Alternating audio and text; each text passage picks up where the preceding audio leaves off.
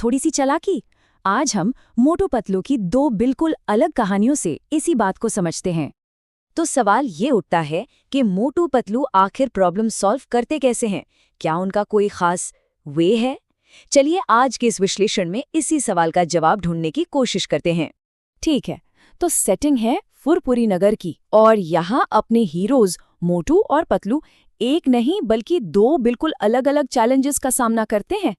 एक चैलेंज उनके अपने खेत में है और दूसरा पूरे शहर के लिए एक बड़ी मुसीबत बन जाता है। तो चलिए शुरू करते हैं पहली कहानी से। ये मामला है गाजर चोर का। आखिर मोटू और पतलू के नए फार्म से रोज रोज गाजरें जहाँ आ रही हैं।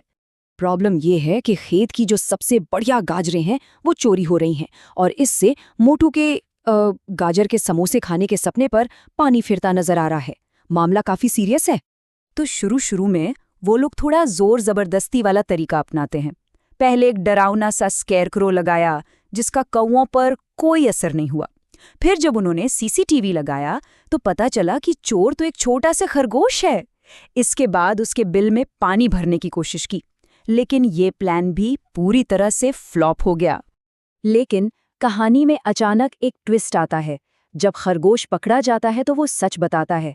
वो कहता है, मैंने ये सब अपने छोटे छोटे भूखे बच्चों को खिलाने के लिए किया। और ये सुनते ही सारा मामला बदल जाता है। मोटू और पतलू का दिल पिघल जाता है। वो उसे सजा देने के बजाय हमदर्दी दिखाते हैं, बल्कि वो खेत का एक हिस्सा उसके परिवार के लिए ही दे देते हैं। तो जहां पहले टकराव था, अब वहां सहयोग है। चलिए अब आते हैं दूसरी प्रॉब्लम पर। ये कहानी शुरू होती है एक बिल्कुल सिंपल से सौदे से, लेकिन बहुत जल्द ये पूरे शहर के लिए एक बहुत बड़ी आफत बन जाती है। तो होता ये है कि मोटू एक पुरानी दूरबीन के लिए अपना सब कुछ दे देता है, पर उस दूरबीन के अंदर से निकलता है कैप्टन क्रूक, एक असली समुद्री डाकू। और निकलते ही उसका पहला काम सीधे शहर की ज्वेलरी शॉप लूटना। अब इंस्पेक्टर चिंगम आते हैं एक्शन में, लेकिन उनकी कोई भी तरकीब इस डाकू के सामने काम नहीं आती। यहां तक कि उनका famous dialogue stop in the name of law भी फेल हो जाता है। तो अब ये साफ हो गया था कि इससे निपटने के लिए कुछ अलग सोचना पड़ेगा। और तभी एंट्री होती है डॉक्टर झटका की। वो कहते हैं डायरेक्ट लड़ाई से काम नहीं बनेगा। उनका प्लान है चालाकी का। वो कहते हैं बस किसी तरह उस डाकू को टाइम मशीन तक ले आओ। प्लान बड़ा क्लेवर है।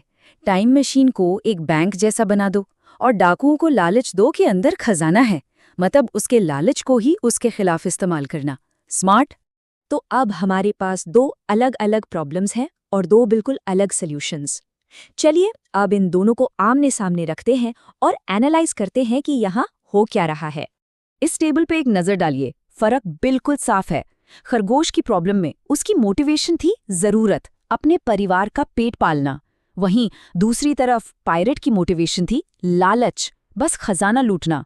तो जहां जरूरत थी वहां सॉल्यूशन बना एम्पैथी और शेयरिंग, और जहां लालच था वहां काम आई चालाकी। उसकी कमजोरी का फायदा उठाया गया। तो इससे एक बात तो साफ होती है, सॉल्यूशन हमेशा प्रॉब्लम के नेचर पर डिपेंड करता है। एक सिचुएशन में आपको किसी की जरूरत को समझना पड़ता है और दूसरी में किसी के लालच को मात देनी पड़ती है। लेकिन रुकिए, कहानी यहाँ खत्म नहीं हुई, क्योंकि इन दोनों सॉल्यूशंस के जो नतीजे निकले ना, वो किसी ने सोचे भी नहीं थे। पहली कहानी याद है, एम्पैथी वाली? उसका नतीजा ये हुआ कि जंगल के सारे जानवर लाइन लगाकर आ गए। सबको खेत में अपना अपना हिस्सा चाहिए था। एक तरह से एक नेकी एक नई प्रॉब्लम बन गई। और दूसरी तरफ चालाकी वाला प्लान, उससे एक पायरेट से तो छुटकारा मिल गया। Problem solve, right? Wrong. Time machine का एक गलत बटन दबा और वो एक पायरेट डाकुओं की पूरी आर्मी में बदल गया। मतलब चालाकी वाला प्लान तो एक और बड़ी तबाही ले आया। तो आखिर में सवाल ये नहीं है कि हमदर्दी बेहतर है या चालाकी। सवाल शायद ये है कि क्या हम अपने सॉल्यूशंस के अंजाम के बारे में सोचते हैं, क्योंकि सही रास्ता चुनना ही काफ़ी नहीं है, उसे सही